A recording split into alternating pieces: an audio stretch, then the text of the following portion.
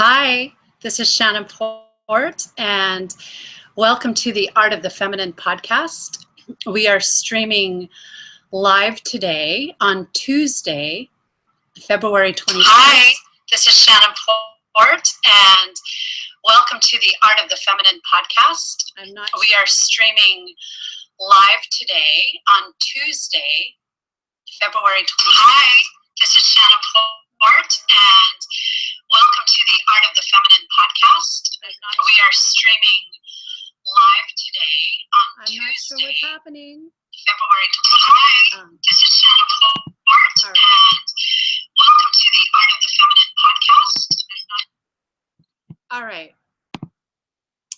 Okay, I think I figured out what's happening, and unfortunately, I think it is because I had the live control room open because I wanted to do questions today, and for some reason that's causing an echo, and so I'm sorry about that.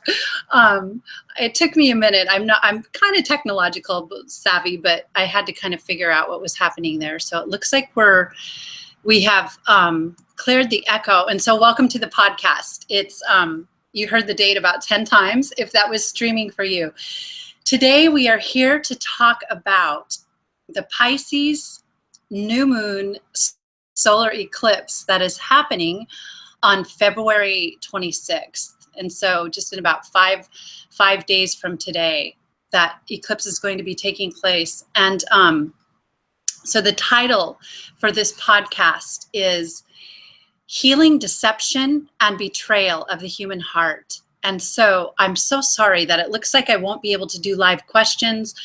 I thought I had that set up, but hopefully I will have that next time. I want to ask you and invite you to please leave questions in the comment section below the video. There's a description box, and in the description box, I will leave links if there's any videos that I refer to, which I plan to do. There will always be links to anything. There's a link to how you can contact me at my website. But then underneath for comments, if you have any questions or you have any feedback, I invite you to go ahead and leave that, and I will be checking in with that now frequently. And so also, if you like the video, feel free to like it, to subscribe to the podcast, and then it will be, you'll receive updates in your email when there's a live video, and then share the video if you like it. And so, all right, this is, I'm feeling after I just spent a couple hours really looking at it, and this is a really beautiful, beautiful solar eclipse that we have coming at the new moon in Pisces. And I feel like it's really special for a couple of reasons, but I just want to say this right off, that we are leaving the Piscean age. We're at the end of the age of Pisces, and we're entering into the age of Aquarius. And so this is our last eclipse in Pisces for 18 years. We won't have another eclipse for another 18 years in Pisces. And so in a way, this is our farewell to the eclipses that kind of closed out that chapter for us. And there's some beautiful, beautiful energy here, powerful energy, but I think it's a really, a super divine blend of the divine masculine and the divine feminine, which is what we talk a lot about with the work that I do at this eclipse. There are a lot of planets in Pisces, which is water, and it's the 12th house, and then we have a lot of planets that are stacked up in Aries, which is fire. In metaphysics. Fire is the masculine and water is the feminine, and they're always interchangeable. However, in the archetypes, water is divine feminine, and fire represents the masculine, and it also represents the consciousness of the ego and earth, and that triangle that reaches up. Water is the triangle that's like the chalice that reaches down, and fire is the triangle that points up, even in the symbolism in astrology. So we're going to look at that.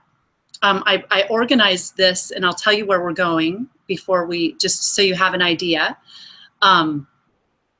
We are going to, let's see, We're going to look at the solar eclipse and talk a little bit about what a solar eclipse is, and then we're going to really talk about Pisces. And I want to talk about Pisces because we're leaving the Piscean age, and it's kind of launching us into the age of Aquarius. Because after this, we are going to have 2 years of eclipses in Aquarius and Leo, and we talked a lot about that 2 weeks ago when we did the last video for the full moon in Leo. And so if you're new to listening to me talk and listening to me talk about the archetypes, I invite you to go back, and I try to make these videos so that even though they are aligned with time and they're aligned with a particular event that's happening in the solar system, the information is also universal. It's connected to cosmic law, and it's timeless. So you can go back, and if you want to start to learn a little bit more about what we talked about for the age of Aquarius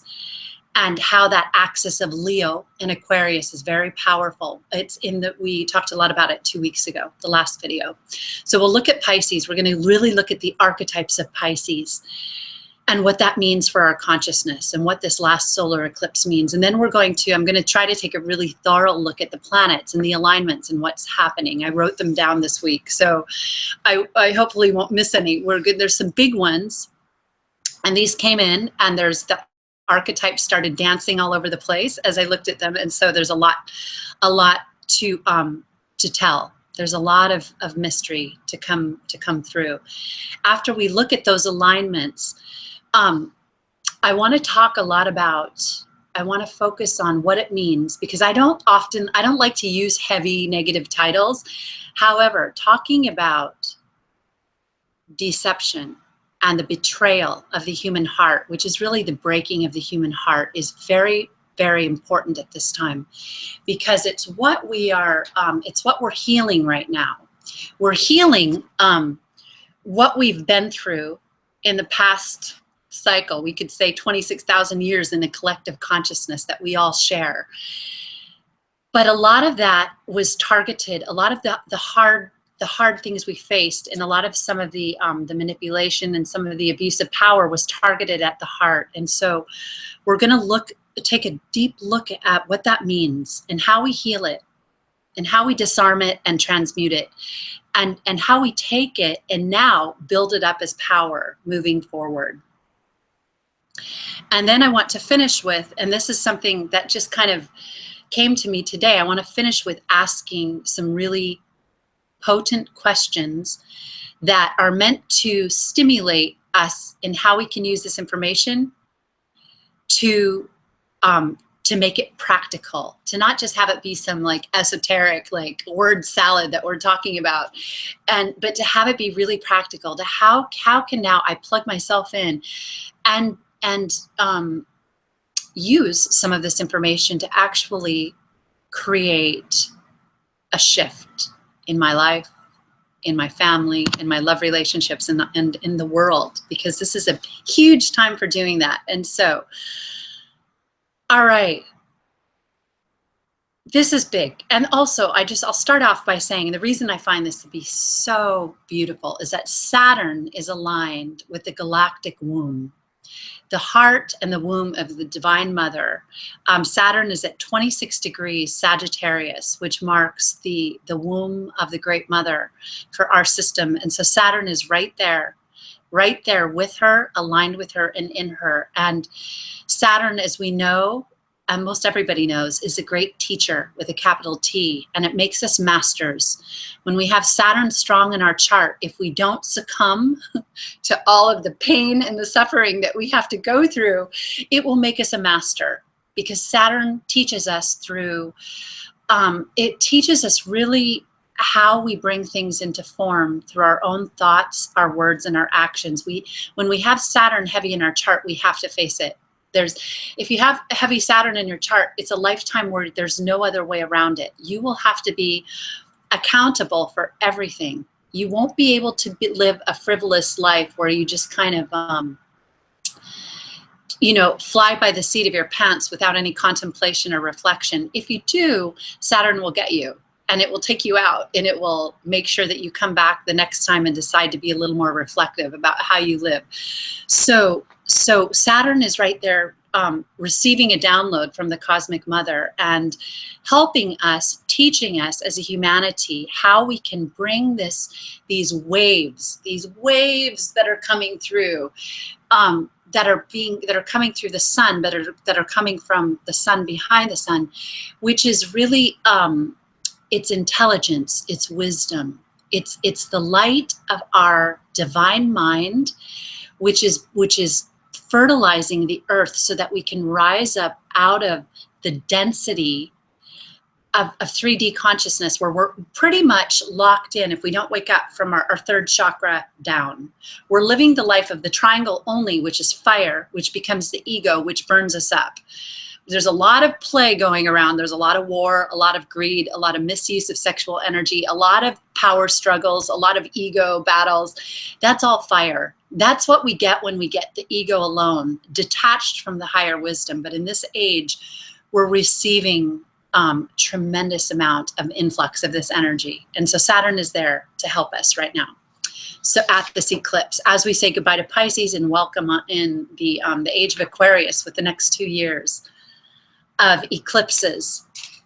All right, so I just quickly jotted down everything I could think of for Pisces. I think I'm gonna hold it up this way. So Pisces, I'm just going to bring in through the law of correspondence and some of the archetypal energies that are Pisces, because this eclipse is in Pisces and there's a lot of planets are in Pisces. The sun and the moon, of course, at 8 degrees. 8, and we'll start going off on the numbers soon, but 8 is the heart. 8 is the number of the heart, and 8 is also the number of Saturn. And 8 is also the number of Leo, and the archetype for Leo, strength. And 8 is also, when we take the archetype of Aquarius, the star, and we add, it's a 17 is the star. When we add the 1 plus 7, we have an 8. And the eclipse is taking place on the 26th, which is an 8. And so there's a lot of Saturn here. But Saturn for the positive, for saying it's time to awaken the heart. It's time to download this wisdom. And there's goddess energy all over this as well. So we're going to look at Pisces. Pisces represents our dreams, and it represents the astral plane. It represents the world beneath and beyond the physical world. So Pisces takes us into the depths of the subconscious. Our dreams and the astral plane are really one and the same. They're married. Now, there's different levels of astral consciousness and astral awareness. There's the depths of the hell realms where they're very, very unpleasant. And then we move on up. And there's all different layers of intelligences and energies and entities that come through in the astral. But our goal is to always go in and draw the solar energy, the solar light. And so there's going to be more coming on that. So it represents our dreams. It represents merging with the divine. And that's what we mean by that, the divine consciousness.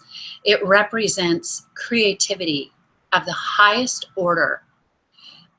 This is the creativity of the great poets and the great master painters. It's creativity of human consciousness when it touches itself and knows its spirit and knows its profound, infinite, eternal creative capacity, which is who we are. It's that kind of creativity. And that kind of creativity comes through also in the sciences, in medicine and science and in business as well. It's not that it's only for the artist, but it's the artist in those, because we have, we're always a blend of the artist and the scientist. So, but this is Pisces brings the artist to everyone who dares to go there. It represents altered states. It represents oneness, as in universality and the oneness of humanity, that you and I are one, and that the light and the dark, truthfully, in this are one. We're dealing with polarized energy that's really a mirror of itself. And so even in this world, we're coming to understand that the light and the dark are two polarities, but they're two sides of the same coin. Now there's the higher light, and we're talking about the higher light when we're talking about merging with the divine. But we're understanding in this world that even when we see things we don't like, they are related to our consciousness, and we can affect those things. We can neutralize them, and we can disarm them through our own healing, which is very, very powerful. Pisces is the 12th house. It's the 12th house. The 12, key 12 in the tarot is the hangman. And the hangman is the archetype of Neptune. Neptune is the ruler of Pisces. So you see how this works. We're talking the language now of the goddess. So we're seeing the 12th house is the house of surrender. It's the house of accepting the truth. We get to realize the truth in the 12th. But if we haven't realized the truth, we will get the exact opposite of the truth. And so that's why we also, the 12th house is associated with delusions and deceptions and betrayal and escapism. When we don't want to face the truth, it takes us in the opposite direction. All right, the 12th house, it represents suspension, like we see in the hangman. We see the archetype of that being hanging upside down with his head below the surface in the subconscious realms. And we see, this is in the Rider-Waite deck, we see that the head aglow with the solar light because they've gone in and retrieved the truth that lies on the inner. And so it's very powerful. This is Pisces. This is the gift of Pisces. It represents drugs, escapism. It corresponds to those things Pisces does. Deception, betrayal, spiritual deception.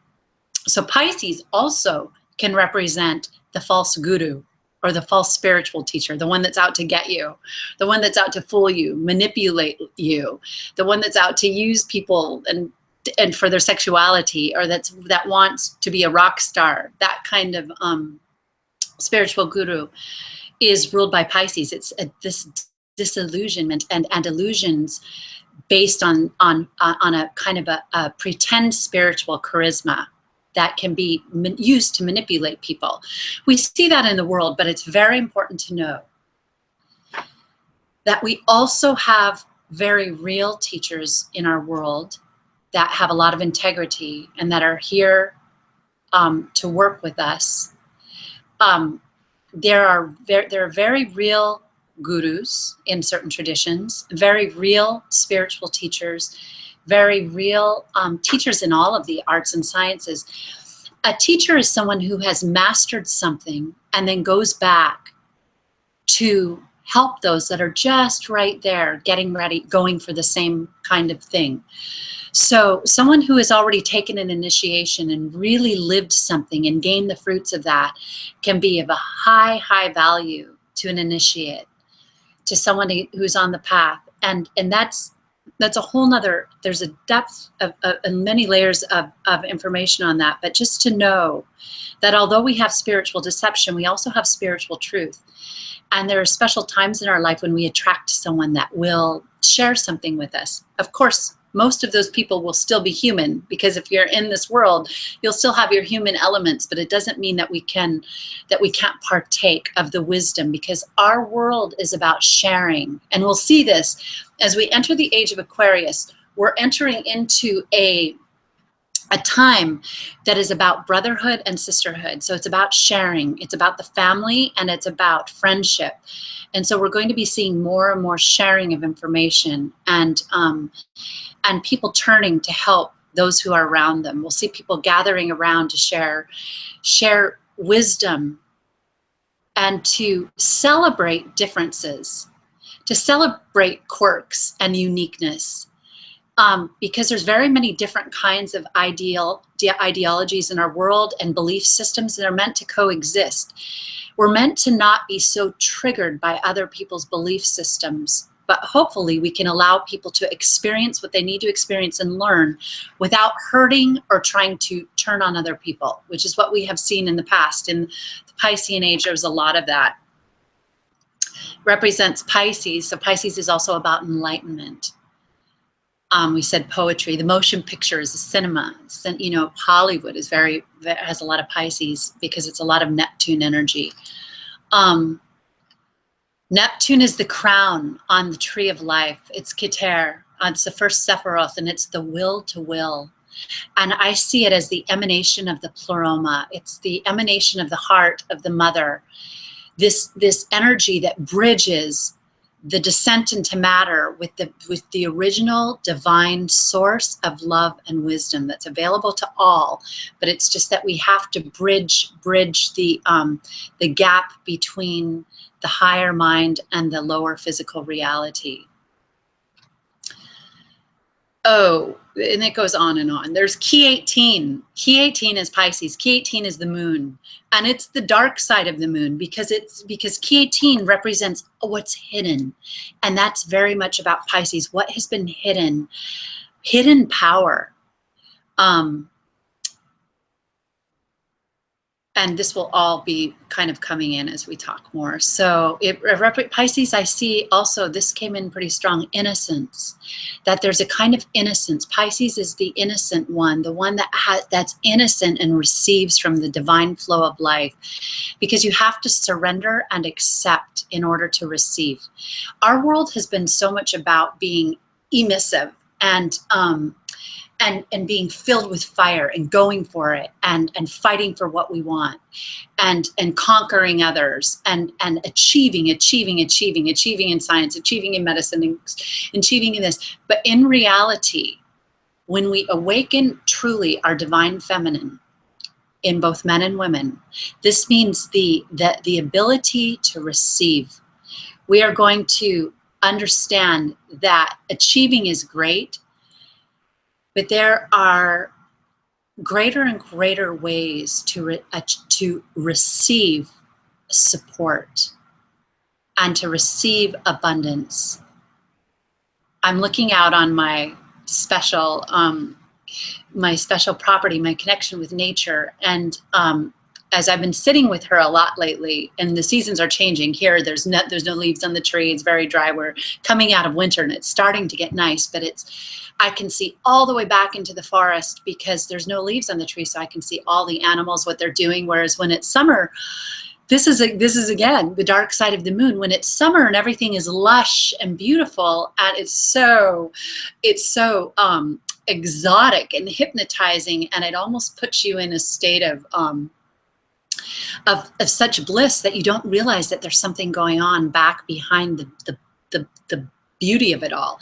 But in the winter, when everything comes down, you can see what's back there, way back there. And so that's the beauty of life, how oftentimes what is full and lush and young and so captivating and beautiful is so hypnotizing that we don't necessarily see what's behind the veil. But as something sheds, it's and this goes into the deep wisdom. More and more is revealed, and the true soul stands naked, and the truth is revealed, and the truth is a powerful, powerful thing. And the truth sets us free. But the truth is what we get in the 12th house in Pisces. We get the truth, whether we like it or not. Sometimes it's so harsh that we want to escape from it, and sometimes it's so divine that it sends us straight into our enlightenment. That's the ultimate. Pisces also rules depression, and we're going to talk about that. And so I wanted to say that it rules the heaviness of depression, and we have chronic depression in our world right now. There's chronic depression and chronic a chronic kind of victim consciousness, and Pisces also rules victim consciousness, and it rules the victim. All right. Divine love. It also rules divine love. And so it's very divine. It's a very mystical sign. And we're having our last solar eclipse there. So, all right. We're going to talk about the planetary alignments. I wrote these down, and so I'm going to refer to those. Let me just make sure. All right. Oh, it's chaos. I say I have notes everywhere. It's chaos. It's the chaos of the subconscious mind. So I have a north node in Pisces. So I know a lot about Pisces just because simply my north node is there. And so which means I have a lot of Virgo. I love organization. I love structure. I love everything really. I love information. I love to organize it and have everything all just right in a row. However, my North Node in Pisces has asked that I learn to be able to live with chaos, and meaning to live with the great unstructured reality that gives us so much, and to be able to sit with that so that the information can come in. And so a lot of the way I work now is I just simply receive. I let the gaps come, and in those gaps, I allow what's meant to be received to come up rather than the mind just going and going and going and going. So it's a different way. So that's the chaos that becomes the magic. All right. So let's see. We will start with, I already talked a little bit about Saturn being at the galactic core. It's just powerful because Saturn has taught us all so many lessons. And I know so many of you that I work with. I do 3-month mentoring program. And so I work with so many brilliant and powerful men and women that just are here and they get it. And everyone deals with Saturn someplace in their life at some point. And so everyone knows, and watching people go through Saturn transits, Saturn asks a lot of us, and it really, really makes us work. Wherever we need to refine and get it right or rework something, wherever it's going to give us delays, it's going to make us do it over and over again so that we can gain the fruit. Saturn represents on the tree of life, it's the fruit, it's Malkut, it's the 10th Sephirah, and it's the earth, it's Gaia, because it's what has been manifest into form is Saturn. Saturn contracts and makes form. So Saturn, we talked about that. Saturn is right there getting a cosmic download from the galactic mother, so talking the talk.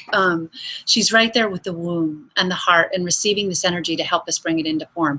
It's time to receive some of the gifts now for all this work we've done as we enter the age of Aquarius. So we'll see. And she's also trining on Mars and Uranus, who are in Aries. So we're going to look at this cardinal cross. All right, so we talked about this a little bit last time. We talked about how we were looking at Vesta, because Vesta is now at 22 degrees Cancer. So we're going to look at the cardinal cross. So that means there's 4 planets making a cross in the cardinal signs. And these are big planets because we've got Jupiter in Libra, Pluto in Capricorn, Uranus in Aries, and Vesta is in Cancer. And then we also have Mars conjunct Uranus at exact degree at the time of this eclipse. It's huge amounts of energy, huge amounts of energy. In a cross is huge amounts of energy. It means matter. In sacred geometry, the cross is matter. It's the 4-sided cross represents matter, and it represents the emperor, represents the foundation that matter sits on. And so when we have a cross, it shows, boom, it's pulling things in and grounding the energy and forcing it to come up and forcing us to make from it what needs to be realized. So we have Vesta in Cancer, the sign of the feminine, the deep divine feminine, the mother deep. She's water. Across from Vesta in Pluto at 18 degrees Capricorn, the sign of the father energy, across from the sign of the mother energy, we have Pluto, the planet of regeneration, the planet of death and rebirth, the planet of going into the deeps and fearlessly working with the dark in order to gain that solar light and bring it up so that it can merge with the light of the galactic womb. So we're talking about the merging of the above and the below. So Pluto makes us go down into the depths and go through the dark moon and see what's there so that we can rise and have the sacred union with the higher light. We have to purify and purge our own darkness and really look at ourselves, and we're going to talk about that and talk about honesty before we can do that, before we can make that light that dark light become worthy of rising, we have to look at it, and that's Pluto. Pluto makes us do that. Vesta is a planet of work, using the sexual force, but sublimating it and using it for spiritual work. So Vesta is a very sexual energy, but at the same time, it's about using our sexual power, sublimating it and using it for spiritual work, using it to do this process of regeneration and alchemy. We need that power. We need to not let our sexual energy go willy-nilly all over the place. It's like this world is trying to capture our sexual energy. Everywhere we go, there's hooks that try to take our sexual energy. If you look at something and you have a complete sexual identification with it, you've just given your sexual energy away. It's not that that's bad, but it's power. And so if you know how to harness that energy, and or you know how when it comes up what to do with it, that's great.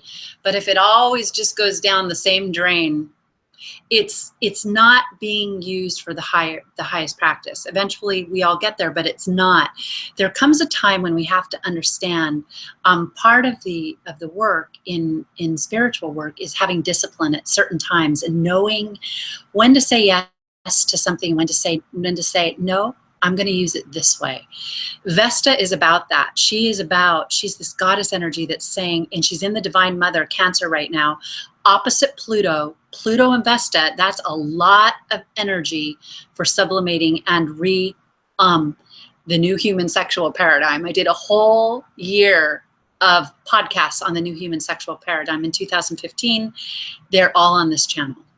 That's what this is about, creating the new human sexual paradigm, learning how to grow up a little bit with our sexual energy and use it in a way that actually heals the world and actually brings in divine love instead of a whole lot of lust. We've got lust, which is fire, running rampant on this planet right now, and lust is destroying us. We are destroying ourselves in the fire, but fear not, the eclipses in Leo are going to give us all the kick in the pants we need to work on that and to bring some of that energy into the heart, because lust is about bringing the energy into the heart and making it about love, because love is the most powerful form of, well, it's the most orgasmic feeling we can have. The true orgasm is in the heart, and the true bliss and the true sexual power is here. And it's not, and it's about them all working together. So we've got Pluto in Capricorn at 18 degrees. Now we've got Mars and Uranus conjunct the same degree, 21 degrees in Aries. That's Aries. That is the emperor, and that is Mars energy, and Mars is there. Mars rules Aries, and Mars is right there conjunct Uranus. Uranus is transfer. It's fast change. It's Uranus in the archetypes is the Fool, because it's the limitless light. It's the light of the divine mind that just has flashes of insight and revelation. It's that genius that comes through. So Mars and Uranus together, but it's also a lot of aggressive energy. It's a lot of aggressive male energy as well, squaring Pluto in Capricorn. And then we have and Venus is going to be in Aries too. Venus is not conjunct those planets, but she's there. Venus is in Aries.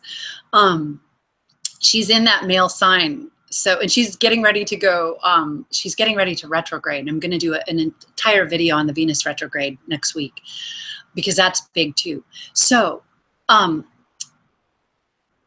then we have Pluto, or I'm sorry, and then we have Jupiter. So we're looking at the archetype of Jupiter. Jupiter is in Libra. And Jupiter is at 22 degrees, almost exactly opposing Uranus and Mars, and squaring Vesta and squaring on Pluto. We have this energy, a profound, big planets too, squaring in this cardinal cross right at the time of the eclipse. So that energy is justice. We've got Libra, balance, divine love, Jupiter, divine love. We've got Pluto, regeneration, Mars and Uranus, and this fast, fiery energy, and we have Vesta. So if you're new to this podcast, I work with the archetypes. And so I work with it on what I call in my own work, divine archetype astrology. It's just a part of what I do, but I look at the archetypes. I cross-reference them with the divine archetypes in the sacred tarot, which have been a part of the work I do for many, many years. So they are very alive and they talk. They tell of their dance, and what they are talking to us of is really the divine mind that it exists within all of us. They have our light and they have our shadow, and they're constantly how they are interacting. We are in the system. We're in the system. It's the same as the system of the human body. Someday our science and medicine will acknowledge that we are in a system, and there are organs, and there are different aspects of this body, human body, and parts of our intelligence working together to create the whole, the body of this universe. And so we look at the archetypes and we see what they're up to as things are shifting. Okay, so we also have an earth trine. We have Juno, the goddess Juno, 6 degrees Capricorn in a male sign. We have Ceres, the goddess of mothering and nurturing our young, which is huge at this time. And the mother energy is really, really important. We are learning how to have mother energy that is aligned with truth and with love, and we're taking back that, and that's a big part of my work. I teach a lot about fertility. I actually I don't know if I've ever said this on a video. I started my work through working with fertility years and years ago. And so I've done a lot of work with fertility and goddess fertility, and I actually teach a course on it. But mothering is so important. Mothering and fathering, but how we create and how we nurture is something that has been really targeted in our world, and we're healing it. So we have Juno and Junus, the goddess of equality, Jupiter's wife, equality for men and women, but also loyalty, and also women's issues, but in the light with wisdom, because she's also a very strong partner to her mate. She's not trying she stays with him. She's there with her mate, and she believes in partnership. She's the goddess of partnership. So we have the goddess of partnership, the goddess of mothering and nurturing.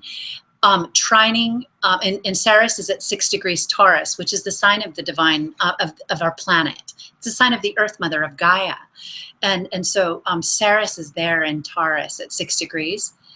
And then we have the North Node at 3 degrees in Virgo.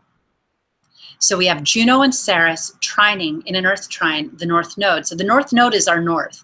It's showing us where we go to ascend, what we need to really master and kind of integrate at this time in order to ascend. The nodes of the moon represent our emotions, the depths of emotions. The lunar nodes are emotional. They have to do with where the deep emotions, so not so much of Venus also has emotions, but the moon touches us in the emotional body in the depths. And so the North Node is trining Ceres and Juno, telling us that our true north is being supported by a lot of feminine energy. All right. Aries, we've just said we've got a lot of fire energy in Aries. Aries is the first house. So we have highlighted the first house, which is fire, a lot of fire and a lot of masculine. And we have highlighted the 12th house, Pisces. Aries and Pisces are the first and 12th house. That's the beginning and the end of the zodiac. And it's also very masculine and very feminine energy. We have Venus, Mars, and Uranus in Aries. There's a lot of fire here. All right, planets in Pisces. We have Chiron, the wounded healer, showing us the wounds of Pisces and saying, you have strengths here, but you just need to really, really get your self-worth together, know that you have power, know that you can travel into the depths and receive. That's what Pisces is about, receiving. Neptune, the ruler of Pisces, at 11 degrees. The sun and moon conjunct, because it's a new moon at Pisces. And then we also have Pallas Athene at 19 degrees Pisces. So Pallas Athene is almost conjunct Chiron. So that's more goddess energy, wisdom, conjuncted the healer, the wounded healer. Pallas Athene is also the agent of change through wisdom and strategy. She's in Pisces. Um, Mercury is entering Pisces at 0 degrees. It looks like the day of the eclipse.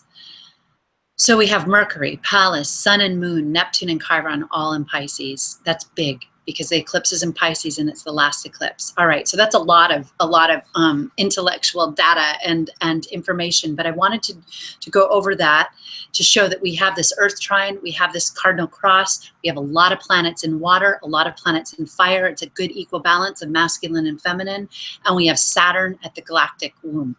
All right, so now into the good stuff. So let's talk a little bit about deception and betrayal. Why deception and betrayal? Why is this planet, why is the human heart under such attack? And why are we healing so profoundly at this time, as we're going to see great changes happening in our world in 2017, huge changes. If this is the age of a lot of revelation that's coming, and reminds me, I haven't got the newsletter out, but I know a lot of you signed up for it. It's going to be out. It's for February. It will be out in the next couple days. The Age of Revelation, writing about why this year especially is the year of revelation. So Pisces is also about the initiation in love. Pisces, we're taking an initiation in love, and now we're bringing it into a new octave of that initiation. A initiation in love requires some sacrifice, because it requires some letting go of what we no longer need. And whenever there's great love, there's some form of great sacrifice. This isn't to sound like a martyr, because a shadow side of Pisces can be being this martyr and being stuck in victim consciousness. But it's about understanding that with anything great accomplishment, anyone knows, any professional ballerina, or any we always use the violinist, or anyone who's accomplished anything great, any Olympic athlete, any great surgeon or great, knows that there was a certain amount of sacrifice to build and create that thing that is now brought you into a certain level of greatness.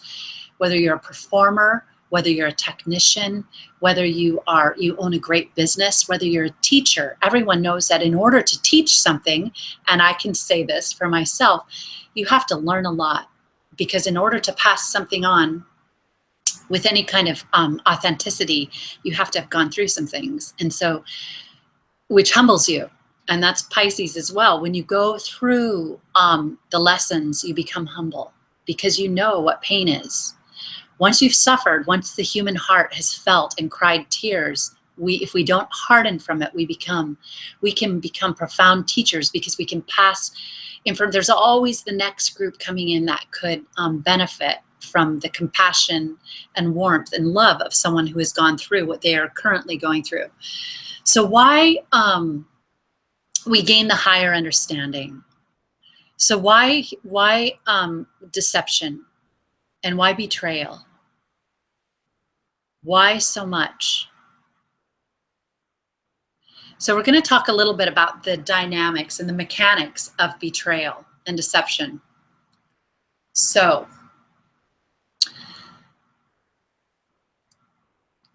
betrayal happens in the subconscious, really. When we're talking about deceiving somebody or betraying somebody, we're betraying the subconscious mind, because we're betraying the conscious mind, but the subconscious mind is what really takes the hit, which is part of the heart. Our heart is connected to our subconscious mind. And so I'll use the example of a relationship.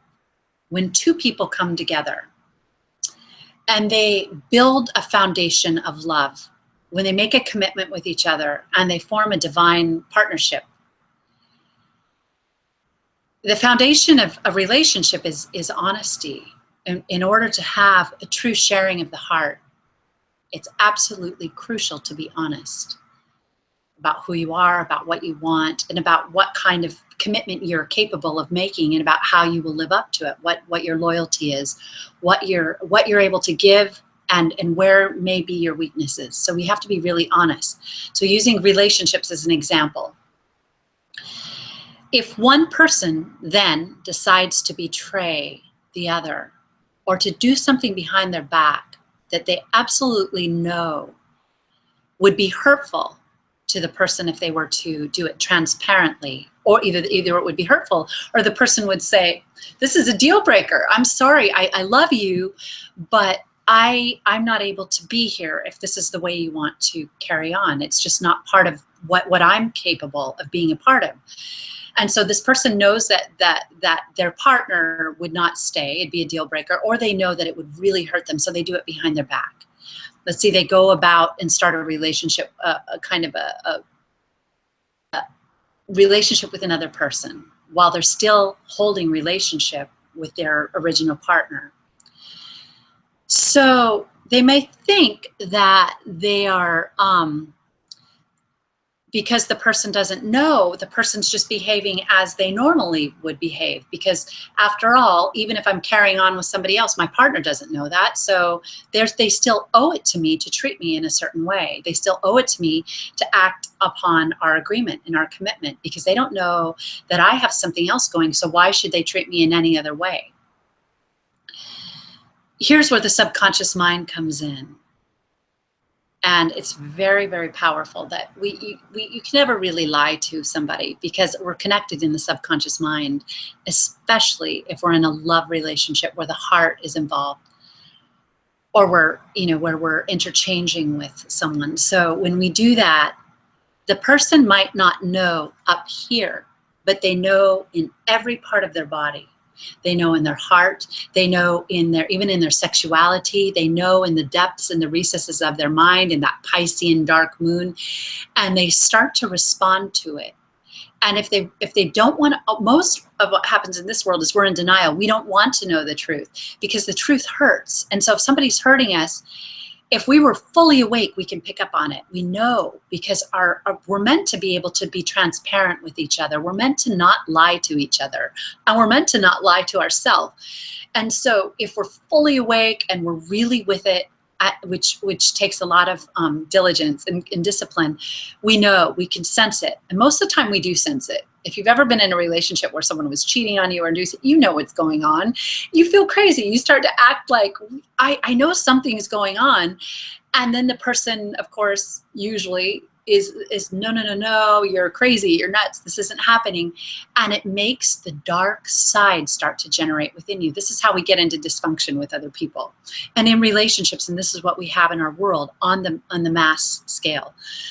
So my point being that the subconscious mind, that Piscean subconscious mind, knows what's going on. And so therefore, it's a game changer. If we break a commitment with somebody and we start doing something that would not be acceptable if they were there or if they knew, you've started to tear apart the fabric and the foundation of that relationship, and it will absolutely be affected by that. Honesty is huge. And in order to neutralize and start to disarm some of the deception and betrayal of the heart, we have to be honest with ourselves. The more honest we are with ourselves, the less another can lie to us, including on the world stage. And that's where we're going to go, and that's how we're going to finish this video.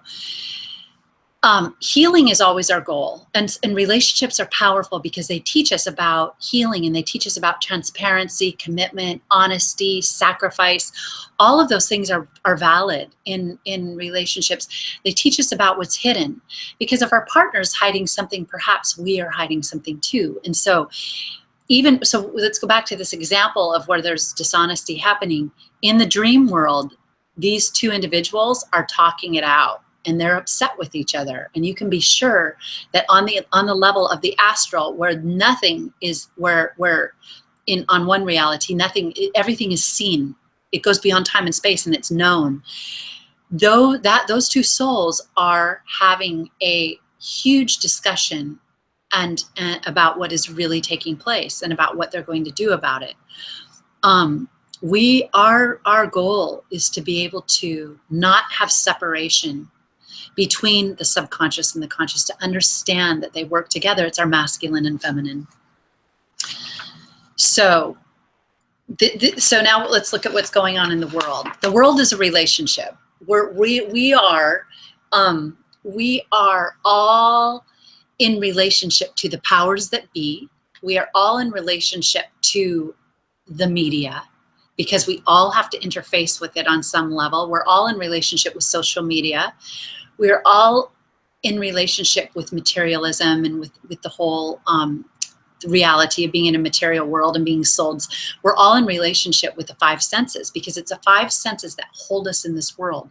If we don't go beyond our five senses, if we're only materialists, if we only like to eat, touch, taste, experience power, even listening to music, if it's all just about pleasure, the five senses alone will keep us in this reality, because the fall of humanity happened through the five. And so when we went into the five, we let go of our higher gifts. And so when we are interfacing with these things and having a relationship with them, we are under the spell that is happening, the mass hypnosis in this world. And there is a mass hypnosis, there is a veil, there is something that plugs into each and every one of our consciousness that keeps us, holds us there. And it takes a lot of discipline, a lot of self-reliance, a lot of understanding of universal, our connection with all beings in order to go beyond this veil. It takes a lot of commitment to do it, because what's happening is that the heart is being broken by all of the betrayal that happens in our world, all of the lies that are happening, that are being handed down from those who we trust. Your average person believes what they read in the newspapers, or what they see on the news, or believes what they see in the glorified intellectual newspapers that I've spent years reading all of them, all the big ones. They are put on a pedestal that they can do no wrong. And so your average person believes it as gold, that if they read it from a newspaper, it's got to be real. And so there's programming happening at that level. There's truth that comes through, but there's a lot of money buying words. And this is nothing new. It goes all the way back to Babylon, where we learned the power of money, the power of selling sex, the power of loaning money, the power of this thing called money, that we are learning to reconcile the abuses that have come through it. There's also, this is the system we're in, so we have to honor it. There's also good things, and there's power, and there's nothing bad, or it's legitimate to need to make money, because we live in a world where we have to have money to live. We absolutely have to.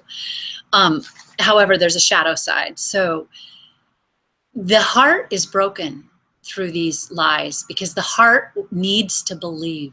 It also, though, there's another side to that. If the heart is self-reliant and it looks to the one light within, it can disarm the program. And so that's why it's very important to understand how to use the heart in the way of the goddess, and not be controlled by so we're also the chronic depression. Piscean is that we have chronic depression, and I don't have time now to go into it, but the amount of I work with many people, so I have a lot of people. This is only coming from I know a lot of the scientific studies and research, but I also have a lot of firsthand.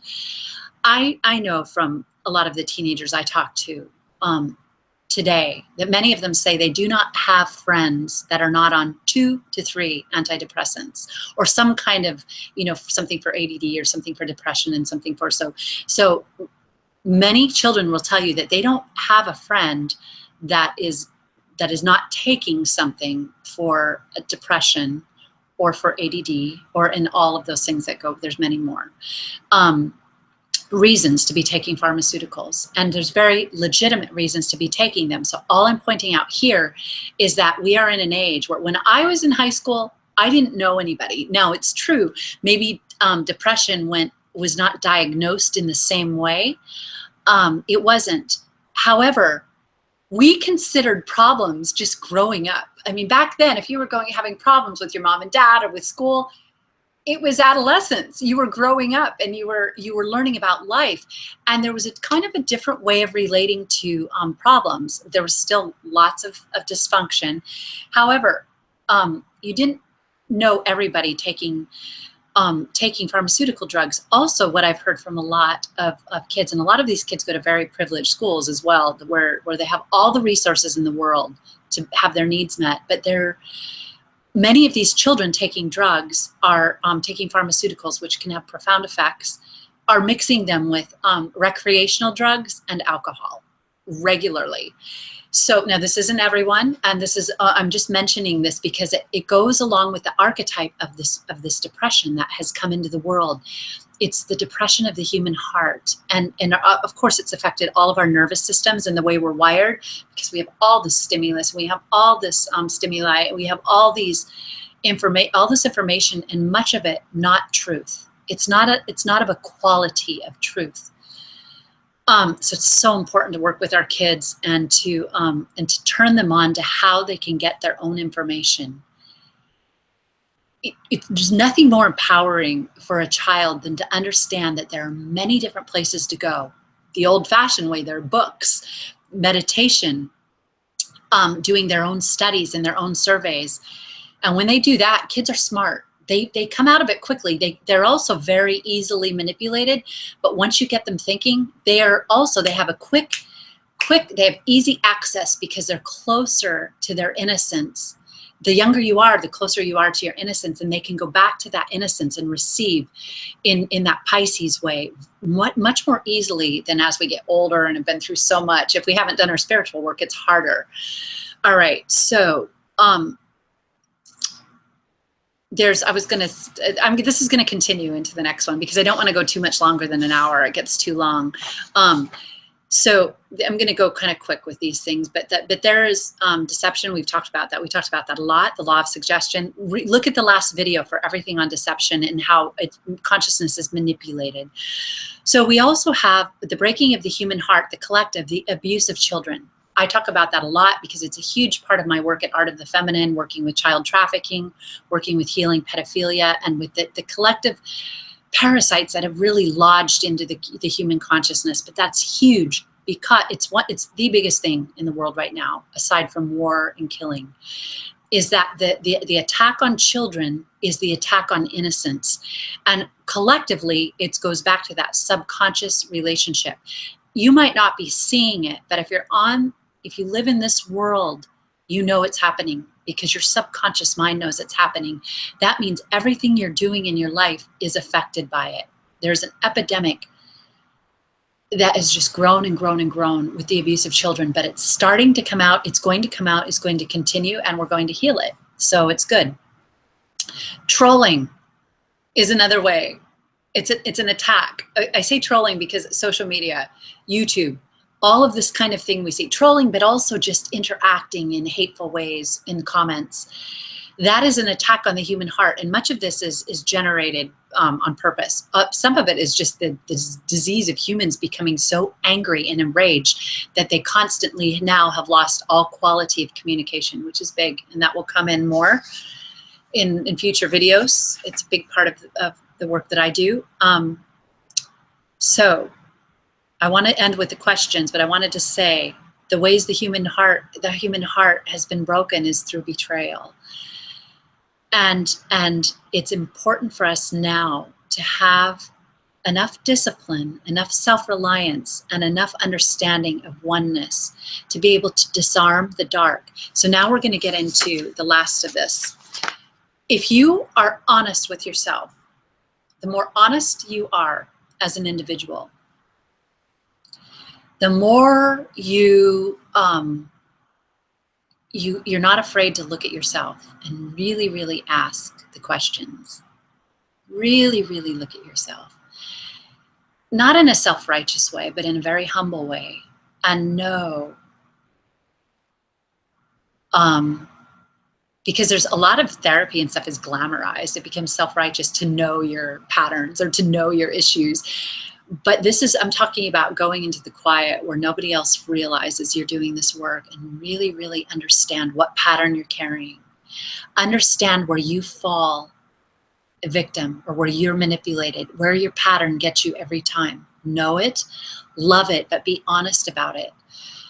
The more honest we are in our own life, the less we can be deceived. It's a law.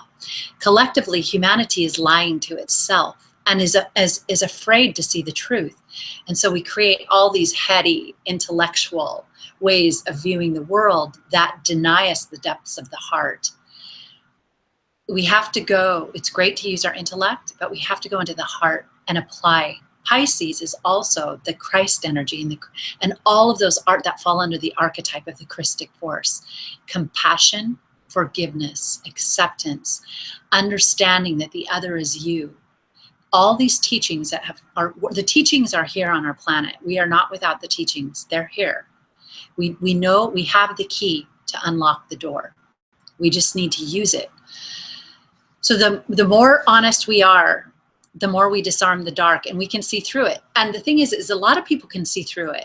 However, to be effective in truly dissolving it, you have to be honest with yourself. If you're a truth teller, but you still have a huge ego, that's fine. That's great. You're going to keep going. You're on your own path, and it's going to eventually show you what you need to do, because that's the great thing. Once you start speaking truth, you've stepped out onto the plank. You're going to have to walk it. You can't claim to teach truth and not have to live it. So that's why many times when people start out in the world, they've had a spiritual awakening, they start talking about it, teaching about it, their lives get turned upside down, because all of a sudden Spirit says, okay, great, we're glad you know this, but now you've got to really learn it. You've got to know it. You've got to breathe it on a cellular level. You've got to activate it. All right, to finish, I'm going to end on these questions. These are the questions that we can ask ourselves in order to use this eclipse. The eclipse is when the moon moves between the sun and the earth, and it casts a shadow on the earth. And in a way, it's releasing some of the shadow, so that when the eclipse is over, the sun can shine back in. And so this is how we can use this energy. It's highly spiritual. And remember, Saturn is with the Divine Mother. How can I be more honest with myself?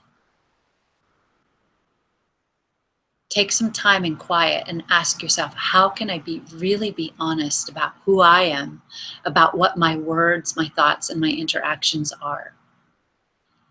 Enough of the games, enough of that we all have to pad up and put on our armor and protect ourselves and have some form of self-righteousness just to walk out into the world. We have to have some power. But when we're in our own home, we can just look at ourselves and ask ourselves, look in the mirror and ask yourself, how can I be more honest with myself? Where do I betray myself? We each betray ourselves, and we do it in relationships, and we do it on the collective stage. Betraying ourselves doesn't mean that we have to point the finger at everybody else and say, oh, I've got all these awful people in my life. If I get rid of these evil people, the evil ones, or the ones that suck my energy, the vampires, if I get rid of them, I'll be pure again. It's kind of that belief that it must be everybody around me, because I know that I've got it. I've done enough work. I know it. It's got to be everyone else around me. And so if I just slowly peel everyone away, I'll be left with myself. Exactly. And then I'll be left with, guess what? My wound. I'll get to really see it. Because the truth is, the wound stems from within and mirrors on the outer. There's many arguments against this, but the truth is that there has to be a link. And so the more intimate and honest we are with ourselves, the more we know. When we betray ourselves, we're really betraying our work. That's what we betrayed, because we each have our work we're meant to do in the world. And when we turn away from it, and when we get caught up, and we turn away from ourselves, we forget ourselves in vices and addictions and in relationships that do drain our energy, because some of them do. We lose our connection to our creativity and our power, and we have to stay with that. We're here to do that on whatever level it is. We've come to do it. Our divine work is our truth, our loyalty to ourselves. And then when we're loyal to ourselves, we can be loyal to our partner.